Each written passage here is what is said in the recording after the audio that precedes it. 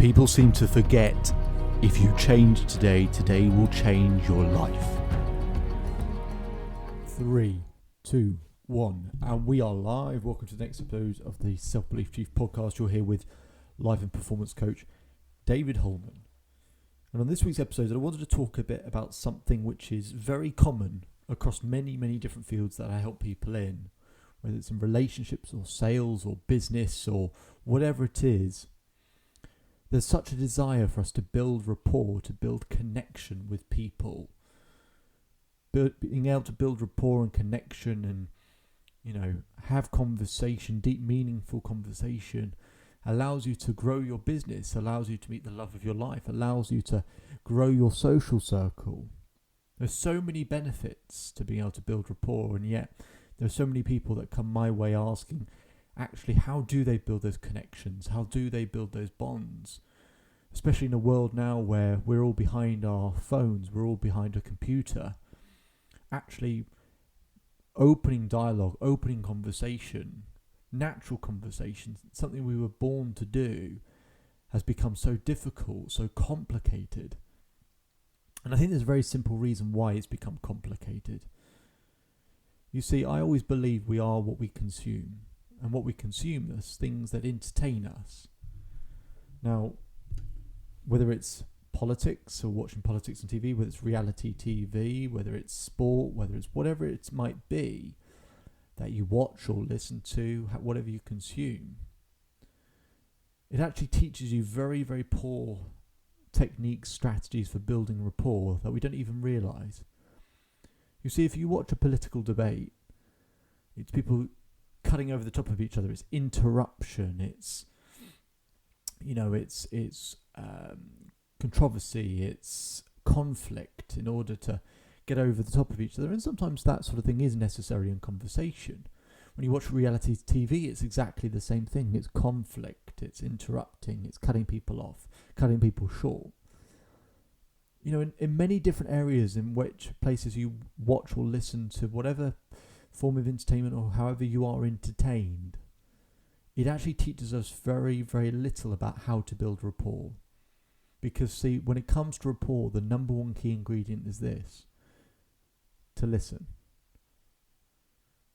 The art of listening has been dying a death for a long time because we're just talked at rather than learning how to talk with. When you watch all of these things, the political debates, the debate shows, the reality TV, whatever it might be, it's always conversation is a form of conflict. And it creates entertainment, but entertainment or being entertained is not the same as rapport. And yet our mind, I think, digests it as if, because we're seeing it as being entertained as a positive thing, then that's how we should have conversation. But it actually leads to very, very poor rapport building. And that's something that gets people in trouble.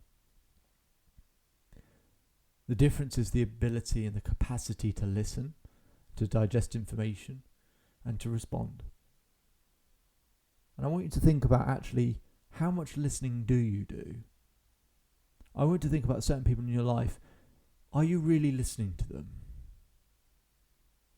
If you speak within a second or two after someone's finished, saying what they're going to say, you haven't really been listening, because basically what you've been doing is thinking of something to say before they finished. That's not listening.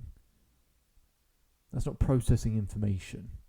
That's not digesting really what they're saying. When you're on your phone while someone's talking, that's not listening. When you're on your phone at the beginning of a meeting, you're not really listening. You're not really engaged. Are you really listening? And one of the things that really, the reason why people like to jump in, and the reason why people like to jump in before someone's finished or just as someone's finished, is for whatever reason we're fearful, we're scared of silence, of awkward silence, of space, of a gap. That would be something that we both feel in a conversation. That actually, if there's silence, does that mean we have nothing to talk about? Does that mean that we don't have rapport? That's how we see it, and yet that's just not the truth. It isn't.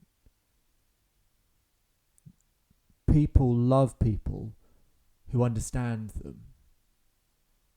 But someone, not just to understand, but is willing to go the extra length, the extra mile to really take on board everything that they're saying and respond accordingly.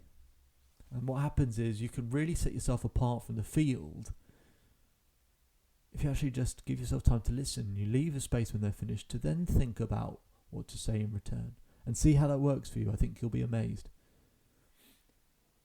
It's a really, really effective tool, and it's how conversations should naturally be.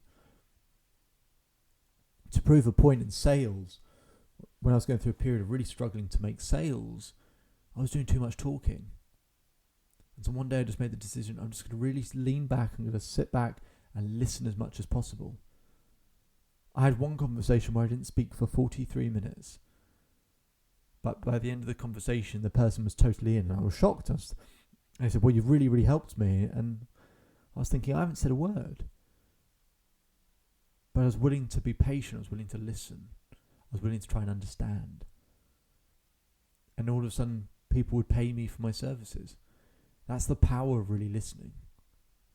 And so I want you to think about the people in your life right now. Do they feel heard?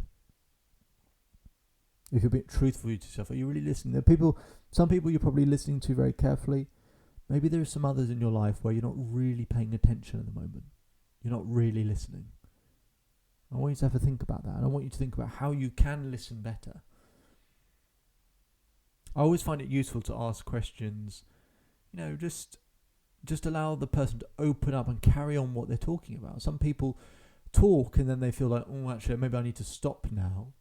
Whereas if you invite them at that point to tell them more about that, their eyes light up. Someone who's willing to let me talk and talk and talk about how I feel and everything else. It allows them to relax into it. Tell me more. What else? Oh, that's really interesting. So does that also mean this?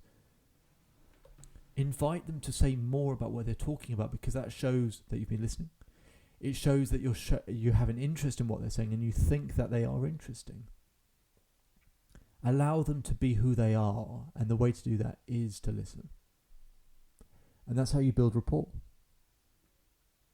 Don't try and fill the space by impressing or pressing upon them, or fill the space by, just talking for talking's sake, or fill the space because you're nervous or shy. Allow there to be silence. Allow there to be a rest period. Allow a moment to actually think of what is the next thing to say. Not actually, I've thought of a really clever thing to say whilst they were talking, and I'll say that when they're done. See, that's not proper conversation. Don't ever get caught up or wrapped up in trying to impress someone by thinking what you have to say is really valuable. You should always ditch that for what is actually needed in that moment in return or in reply. That's always way more important. So whether it's in sales, whether it's in relationships, whether it's in business, whatever it might be, I want you to consider and I want you to think, how can you make the other person feel heard? How can you make them feel understood? And what else can you do to build that really strong, genuine rapport? Because when you listen, you really can tap into your authentic self, your more genuine self. And when you tap into that version of you, people sit up and take notice. When people sit up and take notice, they want to be around, they want to be involved, they want to be a part of your life. And that's all any of us are really looking for. My name is David Hulman. If you change today you will change your life. So enjoy the rest of your day. Enjoy the rest of your life wherever you are. And I'll speak to you on the next episode.